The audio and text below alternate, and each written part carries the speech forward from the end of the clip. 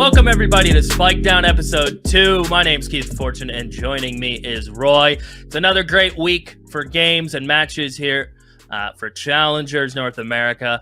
And it was an okay week for predictions from last week. You know, heading into week 3, week 2's predictions from all the talent. What do you think, Roy? I think they panned out okay. Yeah, I think it panned out as well. Don't mind me, I'm just basking in the glory of just having one more prediction. And I'm more correct than you did. But hey, it's okay. You know, some of us are glazers and some of us are winners. It's completely fine. I don't even know what I want to say to that in a rebuttal. But hey, you know what? I wasn't the only one that made that mistake. Wyatt and Uber were also on board with Mike Glazer's pick there. Those picks were the only ones that stood out for me on this board. Because it was nice to see TWT and YFP getting a nearly split pick right there. Oh yeah, for sure. Also, before we move on, can we just talk about how Wyatt and Uber seem to have very identical pick'ems every single week so far? Someone might be sharing their homework here. They say that they're, you know, it's completely it's legit, but I don't know. I'm having questions. I am having questions. Yeah, I guess we're gonna have to see next week if their pitchings are identical. We might have to intervene here. There might be something going on there. We might have to bring them on the show. Yeah, we're going to have to question them. Overall, I would say a pretty good week of games. If you didn't catch them, we will definitely catch you up. And we're going to start with right at the beginning of week 2 at day 1. The first game that kicked us off was YFP and TWT in what was an exciting match, surprisingly. I say surprisingly, even though the predictions were split. I was heavily on board the YFP train, but TWT made me wake up a little bit, Roy. Yeah, honestly, same. And it's not like we doubted them. Like we've talked about their potential, right? Like we've talked that they're kind of like an X Factor team, and they do have a pretty good coach as well. Like Shinobi's kind of on board with them as well. I mean, we knew that it was 50-50, Keith, but a 2-0 in any direction is crazy. Can we talk about that for 2 seconds? I agree. If anything, this match deserved a third map. We just didn't get that. Yeah, I mean, to be fair, they were super close maps. But yeah, the first thing I kind of want to touch on for this matchup specifically is like TWT is trying like pretty, like kind of like a cool idea in terms of like their compositions, right? Like they're going for the no info initiators on Ascent, on Sunset. Like that is kind of wild. Like there are some teams experimenting with just KO as like the solo initiator, but for them to make it look that good is kind of a cookage, low key. Yeah, and I felt like the KO, if you look at this DWT comp on Sunset, you're seeing the KO, Viper, Omen, Cypher, Raze. You're looking at that and you're going, how are they going to take map control? They're just going to duel you. Like, that's really what it comes down to. They are taking space the brute force way. And I felt like watching that Sunset game, even though it was 13-10, it really felt like TWT were in control more than the scoreline suggests. I don't know if that's fair to say, but it felt like they never looked like they were hunting for info. It felt like they were in control nearly every round. Yeah, no, they had really well set protocols, to be honest, and the timings on their KO knives kind of flushed out the maps for them. And I think they're kind of going through like a pretty simple like binary calling system where like they throw a KO knife. Okay, if they're in B main, then this part of the map's weak. Okay, we throw the KO knife. If they're in elbow, then this part of the map's kind of weak. Like they kind of have like this really cool system down to a T. I do have questions in terms of like how this will hold up over time, like once people start kind of anti-shotting and there's more of your footage available. Like how are these comps going to hold up, especially on Ascent? Like no Sova on Ascent is madness. It's like almost a first, but they made it look sexy. It was 13-8. It was a great game by them. It wasn't like a remotely close. They looked like they were on top the entire time. But I will say, like there are some holes starting to show for YFP, which like, have I overestimated them? I don't know, right? Like I feel like initially when we saw the YFP roster, I was like, wow, this looks like an insane roster. But yeah, in their match on Ascent, like there was so much like overcompensation happening, like lack of trust in the rounds playing out, like as a team. Like there was a lot of like moments where like individuals were just doing way too much, and that's kind of a bad sign from my perspective. Yeah, the future for YFP, definitely hoping they can start to figure it out. I mean, 1-1 after 2 weeks isn't a bad place to be, especially with the group there. But I definitely expected more. I'm on board with that, so hopefully they could step that up as we move forward. In the other match, there's going to be a trend here, another 2-0. Sad. What can you say about this one, Roy? I thoroughly enjoyed this match. Yeah, I mean, the 2-0, I mean, M80 win is definitely expected, okay? Let's not beat around the bush. But the second map was actually super close. And Sad pulled out a wild comp on Ascent. Yeah. Gecko, Breach, Brim, Viper, Yoru. What is that? No one can say Ascent's boring anymore, all right? If you're watching Challengers, Seriously. Ascent's not boring. And you know what the crazy thing is? They weren't just like, okay, we're running a Chaos comp and we're going to play Chaos. Like, no. They had really good structure. They had super good execs. They had really well laid out retakes. Like, they were playing the composition well. I think the one thing that they did kind of lack that could have really helped Sad on Ascent was they weren't doing an amazing job at probing bomb sites. Like, when it was time to hit the sites, right, they're just like util dumping without knowing if anyone was on the site or not. And if they had just like that little extra protocol to figure out like, okay, do we need to util dump or can we save that for the retake? Like, that would have actually given them the edge. And they actually might have taken a map off M80 and went third map. And then from there, it's like, whoa, okay, anything could happen. Who knows? So 2-0 for M80. First map, clean win for M80. They looked really nice on the icebox. Yeah. But on the second map, I don't know, dude. Sad was playing super well. Yeah, Xander playing out of this world. Qual was up there too. 5-1 on the first kill, first death for Xander, by the way. 31-16 at the end of Ascent. The one thing I think that really lost this game for Sad Esports was their post plants on that attacking side. And when you look at this composition, you go, oh, their post plants are going to be great. But it's always the thing about Ascent is I feel like that's the one map where you can't rely on your post plants. It's the weirdest thing. It's the angles are really unfavorable. If the defense is great at saving utility for these retakes and they're not using it early for info and bleeding it, it's really difficult. And that shows, again, a basic comp against an experimental comp. And even with all that double molly, brim molly, Gecko, Yoru util to just absolutely flood the site, that's still not even including breach util. And they still got all through that. And if I believe 1, 2, 3, 4, 5 post plants lost, including obviously a pistol one from Sad. This game, they win a couple of those. It's definitely looking like a third map. What an exciting day one. Promising things hopefully to come from Sad. And then obviously day two, I mean, the trend will continue. A 2-0 auction, Thinking Men. This one, sadly, though, not a lot to talk about. Yeah, I mean, I'm going to be honest. At no point did I think, okay, Thinking Men have this. Like, it looked like a pretty clean Oxygen win. But on a side note, like kind of more of like a Poggers lol kick W moment. How bad does it feel to be, okay, so obviously Thinking Men replaced Screw with Lear, right? But how bad of a feeling is it to be the dude that replaces someone and then for you to go on and like not perform well? Not to put him on blast, okay? I'm not trying to put Lear on blast, but like as a former player, like it's not good for the mental. It is not good for the mental. Yeah, you feel great. You're like, oh, I'm on the team. Let's go. I'm on the team. And then you're like, and then you get told, oh, by the way, our first match is Oxygen. Oxygen, yeah. Oh, okay. Like, I didn't great, think about dude. that. Like, awesome. Yeah. I gotta go head to head against Redux and Verno and Scuba, three of the youngest, possibly best fraggers in the league. Yeah, no worries, dude. That match, it kind of tells the tales. Yeah, Growing Pains, first kill, first death, heavily Auction's favor. And as soon as I see that, I go, these start of the rounds were like, they're heavily controlled by Oxygen. They were never really in any danger. Their kill assist, trade percent was through the roof, all 75 plus. And when you see that, that's a team that is tight together, taking no chances and trading nearly everything they can. Not a lot really to talk about. It was what it was. Now, something that we can talk about, I think, a little bit longer was the match that followed that. Core and Moisak Shopify. Map 1 happened, but Map 2, I think, is really where we can kind of talk about some bright spots for Core, maybe? Yeah, actually, before we jump into Map 2, Moist was doing something really cool in Icebox that I haven't seen that many teams do.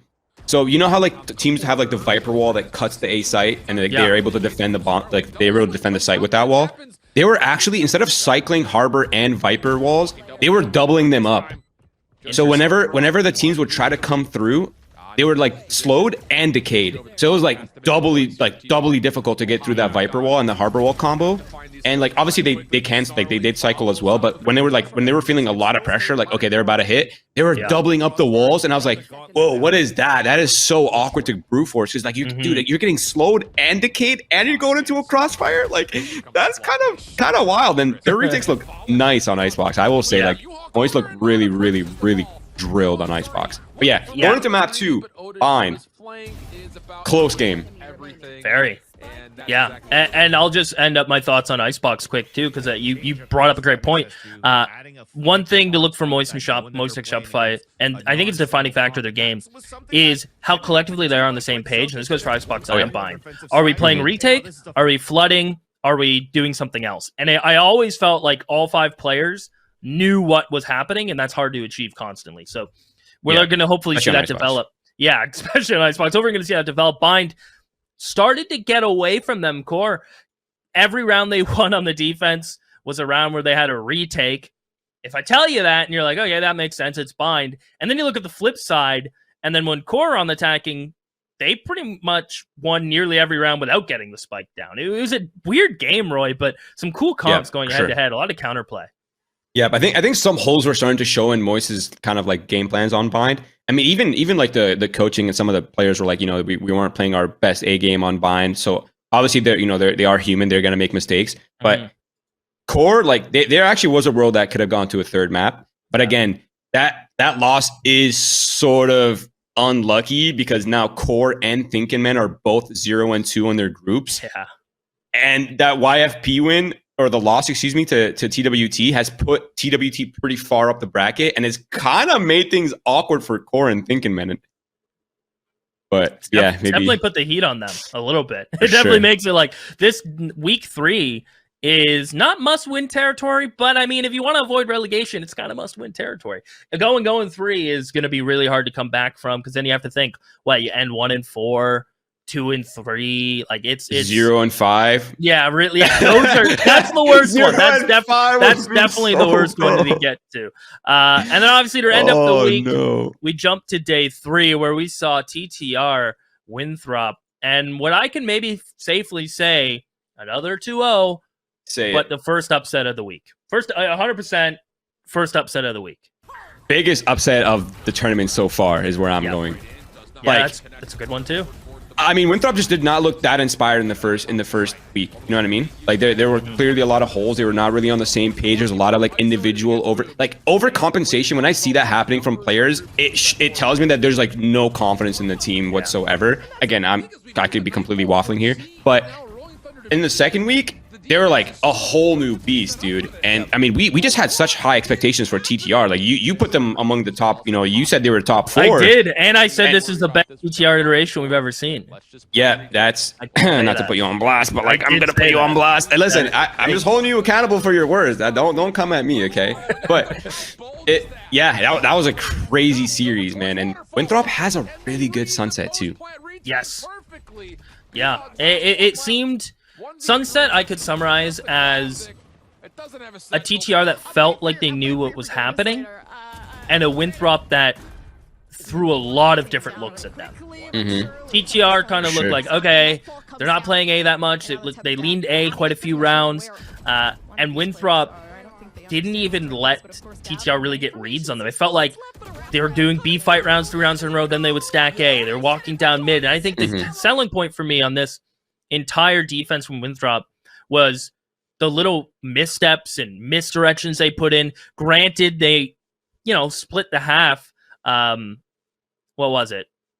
Was it 5 rounds, 7-5, I think, for TTR at the end? And you're going, okay, that's going the way we expected. But the attack side from Winthrop, just that explosiveness of this comp, the way that Moobs and Infiltrator felt always together, and wherever they were, Nasi as well. He played super well. Wherever they were, Nasi might not have been there, but his utility was. And it was really, they definitely upset TTR in the rotation game and map control the whole time. Yeah, which to me is kind of like a big looming question is one Turtle Troop overcooking? Like, are they making the game super hard by trying to like reinvent the wheel on this map? Like, their comp is wild. It's Brim, like, first of all, Brim is very, if at all, been picked on Sunset. Yeah. Deadlock, Fade, Jet, Viper. Okay, the last 3 are fine. Fade, Jet, Viper, Jet for Raze, whatever. Teams are experimenting with both duelists. But like Deadlock as your single Sentinel and Brim as the other controller, like what? Are they overcooking? I don't know. And like the other question is, are they going to be thinking that? And are they just going to revert going into like, are they just going to go back to like a more meta comp? because it feels like they're making the game super challenging to like for themselves, and like it might just be easier for them to just like go cookie cutter. To be honest, like they have the talent. Dude, look at the players. Like they're insane players. It's so tough too, right? Because you don't have a flash. Number one, that's tough. Number two, not even a paranoia. Yeah, and number two, your sentinel is a sentinel, but not a hard denial sentinel, meaning people can walk through the trip. Yeah. So there's no information network. Yeah, it definitely is heavily reliant, I think, on your first 30 seconds of a round. Every round. If you win the map control you want, or the other team does something into your setup, but mid-rounding with this comp is very difficult. No flashes to go anywhere. Retakes are difficult. How do you set up the jet? I actually, no, they have like literally not. They have dog. They have fade dog. That's it. You're gonna send prowlers at people and then swing off of it. That's madness. And he still went 6-3 on openers. Like B-Dog, B-God. Like that's actually crazy. He has no initiator util that can actually set him up, and still went 6-3. So and Lotus ended up a lot of loss. It's ended on a loss, very close. Lotus even closer, 13-11 instead of 13-10. And another comp out of TTR that makes me go, okay. I see the vision for that one though. I don't hate it. Same. It just felt like they were just slightly off timing from each other. I think with a Neon comp, if your timing's off, it's very difficult to make work. Oh yeah, for sure. But yeah, shout out to Infiltrator also, because he kind of started. He's starting to heat up a little bit. Like he hasn't really been in the conversation much as like a top contending duelist or anything like that. Yep. But I mean, he went 7-1 on the second map. He's starting to heat up. He's starting to put up numbers. Yeah. Surely that's kind of good for one, the team morale, two, his own confidence going into his future matches. Absolutely. So they're going to need that if they want to start challenging the top team, to be honest. Yeah, and we said last week collectively, if Winthrop are going to make a splash in the pan, it has to be in week 2. To me, there's no other world in which if they go 0-2, a bunch of tough. They're rookies in theory, right? Guk being the most experienced, very difficult comeback from that. A really big win for them. So keep your everybody keep your eyes on them as the weeks progress. If they get another win, we could be talking about them a bit more. And we ended the week TSM versus the Glazers. We're ending the theme. Another 2-0. If you didn't catch it, every game this week was 2-0, not a single third map. And I do want to note for this one, obviously I picked the Glazers. And I do want to say, I messaged Roy when it was looking good.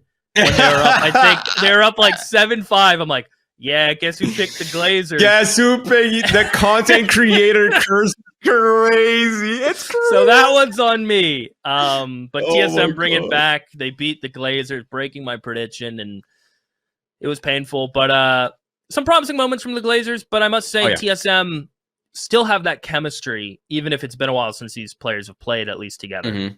Yeah, I think TSM is starting to look a little bit better. They're going to be improving every week. Like we kind of talked about this in week 1, right? Where like there are some serious role swaps that are happening, right? Like 7 on the initiator debut. He's never really played those roles, although his cipher looked still super clean, by the way. Yeah, like they're going to start clicking, and I think they're kind of going to be on like a pretty exponential power curve, to be honest. But the Glazers look fundamentally sound. Like I didn't like when they took that 0-2 loss. Like at no point was I like, okay, these guys are like they're doing really bad, or they're like their strategy is terrible. Like at no point did I think that. Like they're super fundamentally sound. But from my perspective, there is like one kind of like glaring big question mark, and let's talk about this for a second. But I mean, the Glazers don't have a hard duelist. Like they don't have like that really strong duelist that we can be like, okay, this person's gonna get set up constantly, and they're gonna have a lot of performance here. Like they have drone on Raze, that team, yes, which is good thing and a bad thing, because we're kind of shifting to like a pseudo non-duelist meta, so maybe that will work in favor, and they're all super flexible players. That is a positive. That is a pro. But a big con is like they don't have anyone really flashy on the team. Like there's no one really that I can be like, okay, this person's gonna hyper carry this game if they're well set up. Like they kind of don't have that right now. And I'm thinking about it too. Like this is normally a bigger thing in FPS, other FPS games, but I felt in Valorant, if you have a good operator player, even having someone who is good with the operator who doesn't break it out all the time is scarier than someone who's just a good rifler duelist. Like if they're a good rifler duelist and they can use an operator, I'm almost treating them differently. Where if it's just a team 100%. that rarely breaks out the operator. Now, credit to Zachary, where credit is due. On Breeze, some really big rounds to the operator, but he's on the agent to do it on that map. Yeah. And then you go to Split, Riku had it a couple rounds. It was in Drone's hands a couple rounds. Dude, they got Drone on the Rays, dude. Yeah, they're rolling back to Drone Duelist, dude. That's and he played well. No shade to my boy Drone. He is a sick player, but like, I'm not thinking he's like the top Rays in the world. You know what I mean? Like not to shade his Rays. It's completely fine. It's playable, but like, you know, it's not like Oxy or like, you know, when they were in Challengers. Like it's not really on the same Zoomer-esque level duelist that they need. They're just too mature. I think they need. I'm not sure what they're gonna need, but they're gonna need like either one, lean heavily into the non-duelist meta and try to go crazy on that, or I don't know. I feel like they're gonna have a tough time challenging like Koala Noob, and they're gonna have like that's what I was gonna say. Like, let me throw some players at you that fit the description you're saying that they don't have. A Redux, Mata, right? Another good one could be, you know, a Corey in certain situations. Koala Noob, Nismo? right? Nismo versus Drone. Nismo versus Drone right now. Talk to me. You know, and even an Infiltrator. If an Infiltrator was on the Glazers, hypothetically, right, what would that look like? But as you said, we're getting in the meta where you don't need that hard duelist. You can win with fundamentals and strong comps. Yeah, so as the meta develops, I imagine they're going to be at the forefront of trying comps that counter duelists. That's kind of, to me, their only ground moving forward. I'm excited to see how they play forward. Well, we talked about all the matches last week, and I think it's about time we jump into the current standings, take a look where everything's shaping up.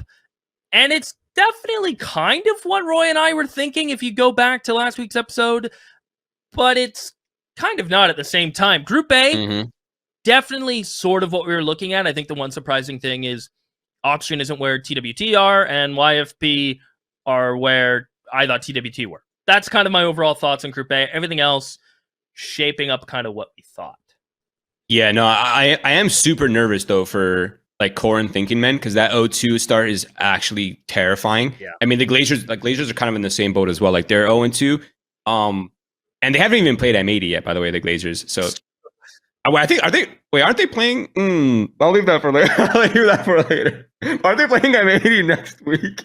Yeah, they are. Yeah. Okay. That's tough. But I have faith. I do have faith. Yeah, and then Group B, obviously, M80 just mentioned them leading that group. Then we go a lot of 1 and 2s. Winthrop, TSM, Sad, Turd Troop, and just as we mentioned, the Glazers at the bottom. Group B, to me, is the mystery. Group A is the intriguing mystery. They're both mysteries at this point because this season's playing out with emerging talent, and I think what it shows is Moist X, Shopify, M80, and I'm still going to include Oxygen, are just up here, and everybody else is like middle of the pack together. They're fighting for the next rank, pretty much. Yeah. So agreed. Those are the standings, and keep an eye on them because even not getting 2-0 might make a difference in the end. So it could come down to getting a map off of a team that you might have shouldn't have in theory. But if you can't, you got to get a win somewhere. If you're the Glazers, Core and Thinking Men. It has to happen next week. And finally, it's time for our Week 3 predictions. We're doing okay so far. I'd say Roy and I are about even. I made a little oopsie last week picking the Glazers, and I'll probably do it again this week just because. But let's start with Wednesday, April 3rd. Today's games, Thinking Men, Moist X Shopify, and YFP versus Core. I'll go first. I made Roy go first last week. I will take up the mantle for day one this time around, and I'm going with Moist X Shopify over Thinking Men, and then I'm going Core over YFP. Oh wait, you actually we're on the same wavelength, dude. We actually are you doing that too? Yeah. Okay, nice. So match number 1, Thinking Men versus Moist. Yeah. Anyways, go next. YFP versus Core. I feel like week 1, my expectations for YFP were like top, like they're up here, right? But like last week's matches, I don't know. Core played kind of well. Core's playing up a little bit. YFP's playing down a little bit. I feel like they're somewhere in the middle. I'm also going Core. Nice. Dude, I love it when you come on board my hot takes because then we can either win together or lose together. But I think that one's going to be a great match. Don't miss that one if you're watching it today. Make sure to stay tuned for that. And Thursday, April 4th, we're looking at TSM versus Winthrop University and M80 versus the Glazers. And I'll let you take it away this time, Roy. All right, sounds good. So first match, TSM versus Winthrop University. I'm going with TSM. They're kind of on that linear power curve. I kind of mesh with what they're building. I kind of like what they're cooking up. I'll have some of their meals. I'm going TSM for that one. For the second match, which is M80 versus the Glazers. Listen, man, I love the Glazers. I want to be glazing, but M80 is just they're called the big three for a reason, and Glazers will get tested. They will get tested, that's for sure. But I think M80 is going to go for the 3-0, and Glazers are going to go for the 0-3. Ooh, yeah, and that's we do want to emphasize this week is super important. It might be the most important week of stage 1, if we're going to be completely real here. And with that said, I think Winthrop University is going to beat TSM. I'm gonna invest in. I really liked what I saw from Winthrop. Right, they were together. They looked comfortable in their roles, and I think, realistically speaking, I don't think TSM's going to be scared of Winthrop after that win they got. But you have to look at their Sunset as Lotus as like maps you don't want to play them on, even if they didn't pick Lotus. Yeah, really comfortable. Really, I mean, like super comfortable. I can't say you're invalid. I genuinely can't say it. Like Winthrop does have a pretty kind of awkward map pool where like it's awkward for the enemy team to kind of veto against. So we'll see what TSM's cooking on some of the maps they haven't shown yet. Yeah, and that one's going to be must watched. M80 Glazers. I took a risk last week, but I can't break away from my Canadian M80 boys. It is going to be a match where I think they're going to get comfortable. And if they go 3-0, they're looking really solid moving forward.